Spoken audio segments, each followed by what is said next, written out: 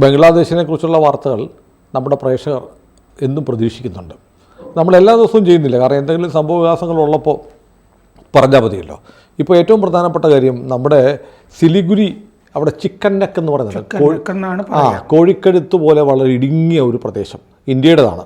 ഇന്ത്യക്ക് അത് വളരെ തന്ത്രപ്രധാനമാണ്. നമ്മുടെ രാജ്യത്തിൻ്റെ മറ്റു മേഖലകളുമായി ബന്ധപ്പെടുത്താൻ ഇത് വളരെ പ്രധാനപ്പെട്ട ഒരു വടക്ക് കിഴക്കൻ മേഖലയുമായി ബന്ധപ്പെട്ട ഏറ്റവും പ്രധാനപ്പെട്ട ഒരു സ്ഥലമാണ്. വളരെ വീതി കുറഞ്ഞ ഒരു പാതയാണ്.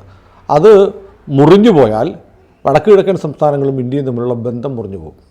ഇപ്പോൾ നമ്മൾ കേൾക്കുന്നത് ബംഗ്ലാദേശിൽ നിന്ന് ബംഗ്ലാദേശ് സർക്കാരിൻ്റെ ഒത്താശയുള്ള ഭീകരവാദ സംഘടന ജമാഅത്തെ ഇസ്ലാമിയും ഒക്കെ ആയിട്ട് ബന്ധമുള്ള IS വരെ ഇപ്പോൾ അവിടെ ഉണ്ടല്ലോ, അവരുമായി ബന്ധപ്പെട്ട ഒരു വിഭാഗം ആ പ്രദേശം പിടിച്ചെടുക്കാൻ ശ്രമിക്കുന്നു എന്നാണ്. എന്ന് പറഞ്ഞാൽ ഇന്ത്യയെ ആക്രമിക്കാൻ ബംഗ്ലാദേശ് വരുന്നു.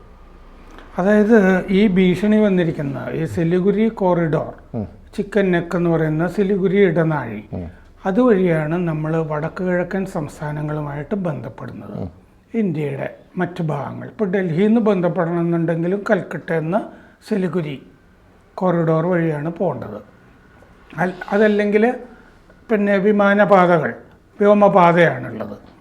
അപ്പോൾ അത് കാരണമാണ് നമ്മൾ സിത്വേ പോർട്ട് വഴി, മ്യാൻമറിലെ സിത്വേ പോർട്ട് വഴി ബദൽ പാത ഉണ്ടാക്കുന്നത് മിസോറാമിലേക്ക്. അപ്പോൾ 1800 കിലോമീറ്റർ എന്നുള്ളത് 950 കിലോമീറ്ററായിട്ട് കുറയും. അപ്പോൾ ആ പരിപാടി നമ്മൾ ചെയ്തുകൊണ്ടിരിക്കുമ്പോഴാണ് ഈ ഭീഷണി വരുന്നത്. ഈ ഭീഷണി വന്നിരിക്കുന്നത് സിലിഗുരി കോറിഡോർ ഞങ്ങൾ പിടിക്കും എന്ന് പറഞ്ഞാൽ നോർത്ത് ഈസ്റ്റ് പിന്നെ അവരുടേതായിട്ട് മാറുക എന്നുള്ളതാണ്. നോർത്ത് ഈസ്റ്റിലേക്ക് നമുക്ക് പോകാൻ പറ്റില്ല, ഞങ്ങളത് പിടിക്കും എന്നാണല്ലോ ഉദ്ദേശിക്കുന്നത്. ഇതും കൂടി ചെയ്യുമ്പോൾ അൻസറുള്ള ബംഗ്ലാ ടീം ABT എന്ന് പറയുന്ന ഭീകര സംഘടനയുടെയാണ് ഭീഷണി. ഇപ്പോൾ ഈ ഭീകര സംഘടനയിൽപ്പെട്ടവരെയൊക്കെ ഒന്നൊന്നായിട്ട് ജയിലിൽ നിന്ന് മോചിപ്പിച്ചുകൊണ്ടിരിക്കുകയാണ് അവിടെ ഈ യൂനുസ് ഭരണം.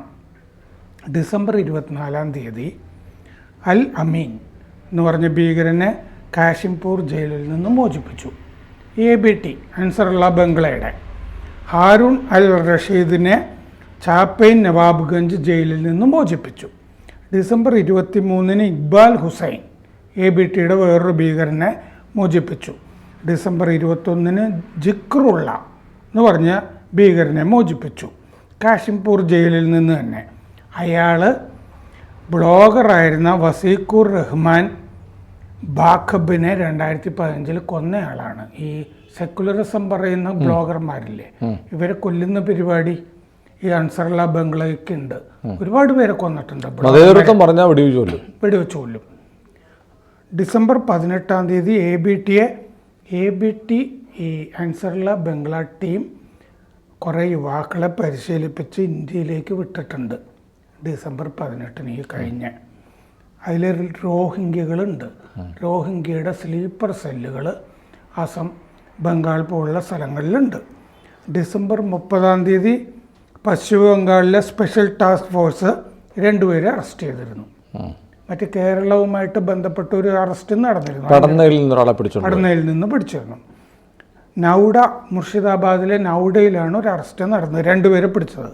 ഡിസംബർ 29-ന് അസം പോലീസും ഈ സ്പെഷ്യൽ ഫോഴ്സും കൂടി ഗാസി റഹ്മാനെ കൊക്രാജാറിൽ പിടിച്ചിരുന്നു.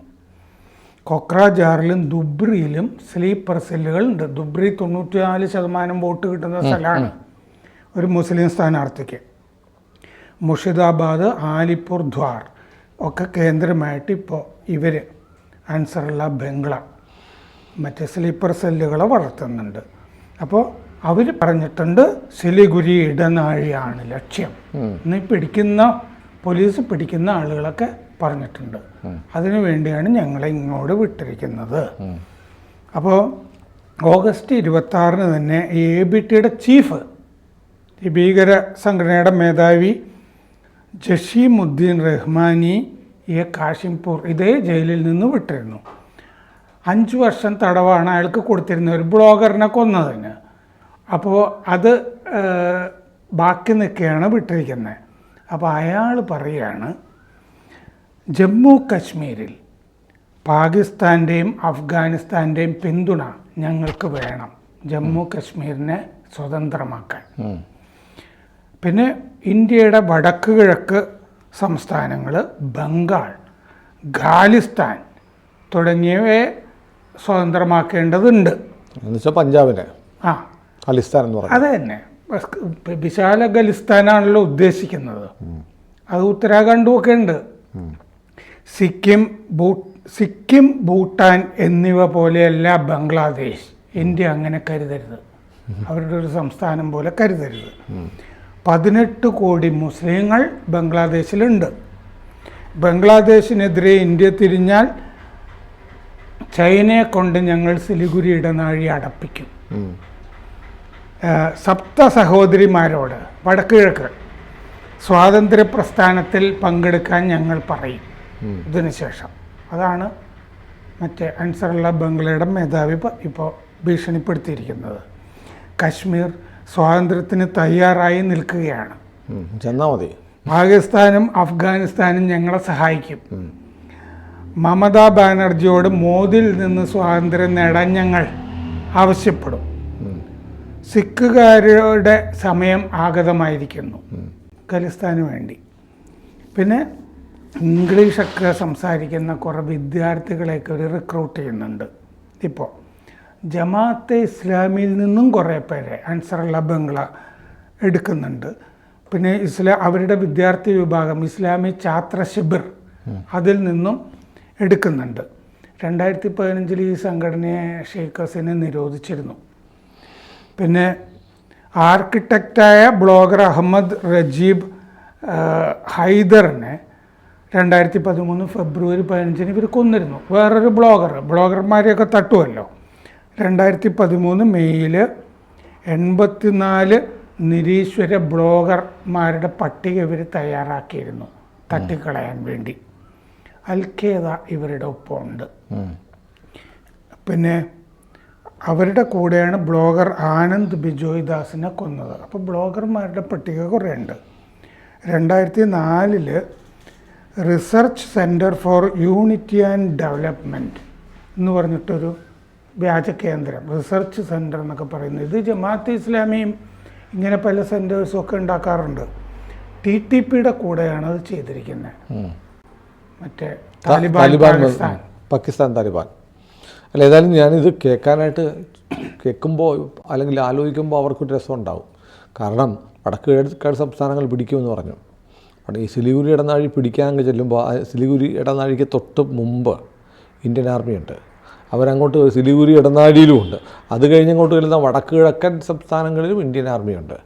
ഈ അൻസറുള്ള ഇവരുടെ ധൈര്യം എന്താണെന്ന് വെച്ചാൽ അപ്പുറത്തുള്ള മല മടക്കുകളിലൊക്കെ ഈ സെറ്റിലേഴ്സിനെ കൊണ്ട് വെക്കുന്നുണ്ട് ചില ഗ്രാമങ്ങളൊക്കെ പണി. അതെ അതെ അതെ. അതുകൊണ്ട് ഇവന്മാർ അൻസറുള്ള ബംഗ്ല തീവ്രവാദികൾ ഇതേക്കുറിച്ച് ആലോചിച്ചിട്ട് ഇറങ്ങുന്ന ഓർമ്മയേ ഉണ്ടാവത്തുള്ളൂ. അതിനു മുമ്പ് വഴി ചത്തു മലയ്ക്കും. എന്നാലും ബംഗ്ലാദേശിൻ്റെ ഇപ്പോഴത്തെ അവസ്ഥ നോക്കൂ. ബംഗ്ലാദേശിൻ്റെ അവസ്ഥയാണ്. ഇവർ ആളെ കയറ്റിവിടുന്നതാണ്. അവരുടെ ഭരണകൂടത്തിൻ്റെ ഒത്താശ ഉണ്ടായിരിക്കും. ഏതായാലും കേൾക്കുമ്പോൾ ആശങ്ക തോന്നുമെങ്കിലും അയഥാർത്ഥമായ ഒരു മലർപ്പൊടിക്കാരൻ്റെ സ്വപ്നമാണ് ATB അല്ലേ? ചെയ്യുകയാണെങ്കിൽ നേരത്തെ പറയേണ്ട കാര്യമൊന്നുമില്ല, വെറുതെ വാർത്ത ഉണ്ടാക്കുക ഒക്കെയാണ്. എന്നാലും ആ മേഖലയിൽ നമ്മുടെ ജാഗ്രത അതീവ ജാഗ്രതയാണ്, അത് തുടരും. പക്ഷേ ബംഗ്ലാദേശിലുള്ള ആളുകൾക്ക് സാറ് പറഞ്ഞ വളരെ പ്രധാനമാണ്. ബംഗ്ലാദേശികൾക്ക് ഇന്ത്യയെ വെല്ലുവിളിക്കാനും ഇന്ത്യയെ കീഴടക്കാമെന്നൊക്കെയുള്ളൊരു തോന്നലുണ്ടായി വന്നിരിക്കുന്നു. പാകിസ്ഥാനികൾക്ക് പോലും ഇല്ല. അത് പിന്നെ ബംഗ്ലാദേശികൾക്ക് ഇപ്പോൾ നന്നായിട്ട് തിന്നിട്ട് ഇപ്പോൾ കൊടുത്തിട്ടുണ്ട് നമ്മൾ 50,000 ടൺ അരി. 25,000 ഫസ്റ്റ് പിക്ക് ബാക്കി കൊടുത്തു. അങ്ങനെ അതിന് എല്ലിൻ്റെ ഇടയിൽ കയറി കുത്തുന്നതാണ്. ആ കുത്തൽ അധികകാലം നീണ്ടു നിൽക്കുമെന്ന് തോന്നുന്നില്ല. അത് തോന്നുന്നില്ല. 20-ാം തീയതി വരെയൊക്കെ കാണാൻ പറ്റും. അതെ അതെ അതെ. കൂടുതൽ വാർത്തകളും വിശേഷങ്ങളും നിങ്ങളിലേക്ക് എത്താൻ ABC മലയാളം സബ്സ്ക്രൈബ് ചെയ്യുക, ബെൽ ബട്ടണും അമർത്തുക.